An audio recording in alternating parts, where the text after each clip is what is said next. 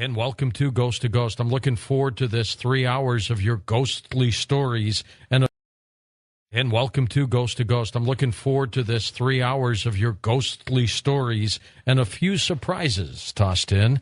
So gather around the campfire and just enjoy yourself, or maybe snuggle up in your bedroom, wherever you may be. And if you happen to be out driving your truck or wherever you are outside, well, just enjoy yourself as well. If you happen to have a computer, go to the coasttocoastam.com website. Take a look at the Digicam. There's an icon there. You'll see that. Just click that.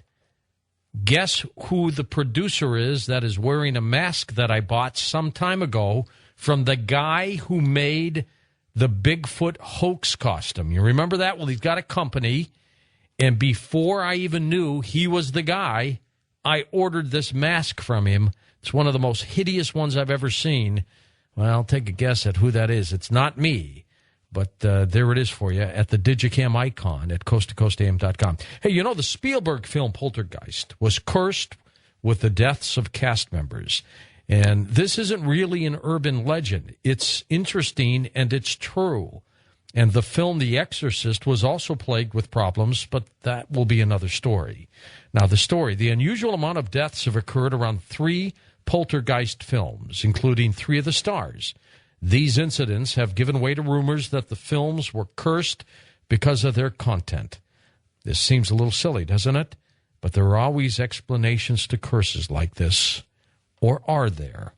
2 of the stars from the first film died at very young ages.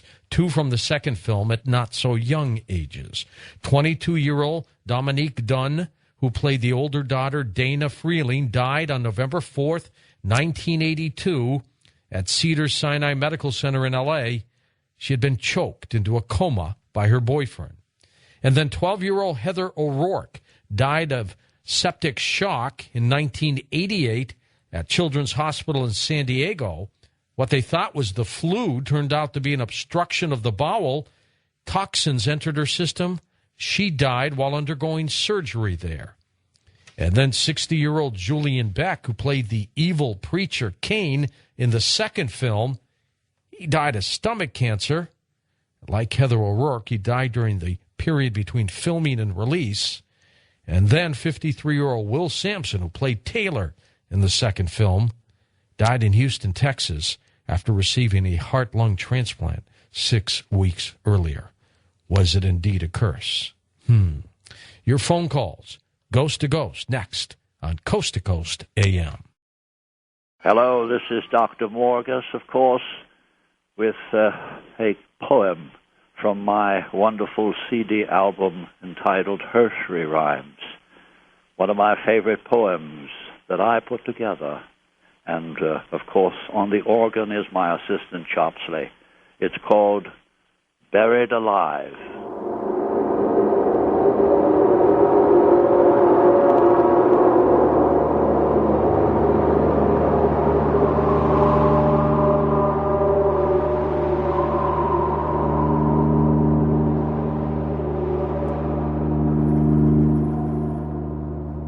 Inside this coffin I must lie and think sad thoughts until I die. They called me dead and buried me. Oh, what a dread catastrophe. When first I realized my dreadful plight, I dug my nails with all my might into this blasted wooden bier. The marks my nails made still are here. My fingers soon wore down to bone. I never had felt so alone. But still I tried my freedom to gain. I shouted till no voice remained.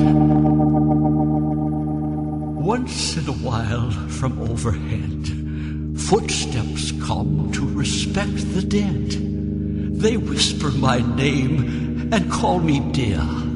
I pound my casket, but they never hear. So now I lie here, cold as ice, How long, I wonder, will I suffice? And how many others are making a bid to tear their caskets and flip their lid?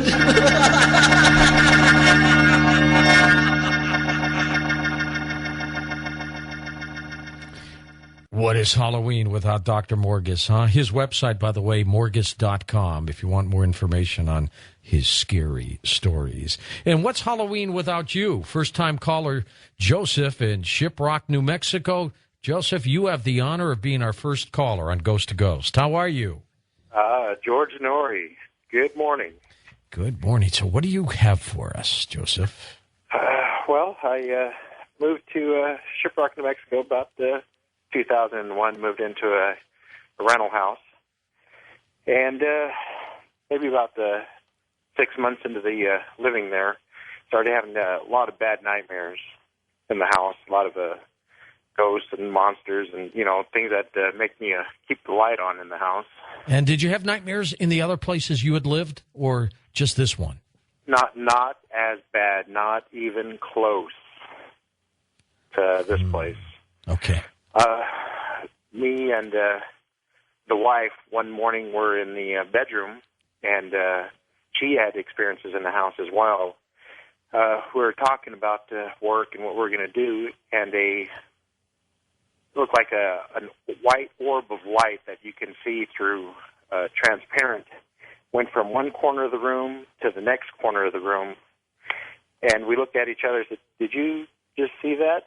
And we looked at each other and said, "Yeah, what did you see?" And she described exactly what I seen. We didn't know what to do. And later, before we moved out of the house, my little girl started talking to imaginary friends in the house. And they weren't imaginary, Joseph. I know. It got so bad where people started giving me things, gifts for the house. I started throwing them away, started taking them out of the house because I didn't know if somebody was trying to do something or something was connected. I had people coming over to pray for the house. I'm an American Indian. Some of the family members prayed, had ceremonies in the house, and it would calm down, but it would just come right back up again. And when you moved out, Joseph, did it go away? Didn't follow you, did it? No, we moved down the road. But what the last incident, why we moved out of the house was my little girl was actually talking and playing in the living room where there's no lights on to somebody. And a couple days later, we were out of there. That was it. I don't blame you at all. Let's go to Los Angeles. Richard, you're on Ghost to Ghost. Hey, Richard. Hi, George. First time Ghost to Ghost, either listening or calling. So, well, welcome to the show. Good night. Me too. This is my first Ghost to Ghost as well, so we're sharing something tonight. All right, well, this is a story that happened to my friend Andy, and I'm telling it on his behalf. Andy lives in Massachusetts, where I'm from, with his mother in just a one-story home. And about 5 years ago, Andy had a dream of a little girl with very light blonde hair who was standing in the middle of his basement. In fact, the way he described her, it reminded me of the little girl from Poltergeist. Uh-huh. Now, unfortunately, Andy wasn't able to recall what else happened in the dream, and he just shrugged it off. But a couple weeks later, Andy comes home from work, and he finds his mom sitting on the couch. And she turns and asks him if he would come downstairs to do laundry with her. And that's where they kept the washer and dryer in the basement. And, Andy turns to her and jokingly says, "Oh, why? Did you see the little blonde girl down there?" And at that point, his mother just loses all the color from her face and refused to go downstairs to do laundry for quite some time. Now, the only other noteworthy thing in their basement was this old billiards table that they never used anymore, and they kept the pool balls in the pockets.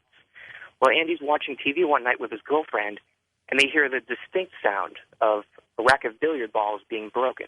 Oh. So his girlfriend says to him, "Do you want to go down there and see if someone's playing or see if the balls are back in the pocket?" And he just says, "No, thank you." And the scary thing is,